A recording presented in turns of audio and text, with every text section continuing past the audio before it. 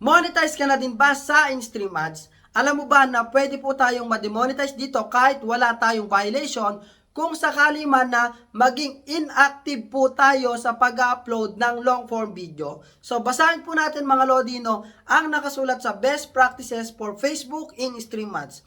After you've been approved to use in-stream ads, you must continue to meet the eligibility requirements.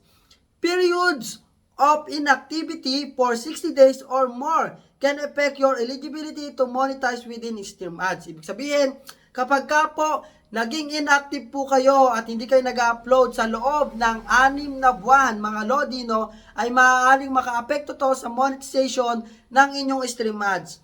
Your page might lose, okay, access to in-stream ads at our discretion. Ibig sabihin, pwedeng bawiin yan ni Meta yung inyong monetization. Then, if that happens, you need to meet the initial ads criteria to regain access and start monetizing again. Ibig sabihin mga Lodi, kapag ka po kayo ay na-demonetize dahil naging inactive po kayo sa loob ng 60 days ay meron po kayo kinakailangan na i-meet po na initial criteria para ma-regain nyo po yung monetization nyo sa in-stream ads. Kaya wag na wag po kayo mag-inactive sa pag-upload ng long form video. Sipagan nyo, araw-araw kayo mag-upload. Okay?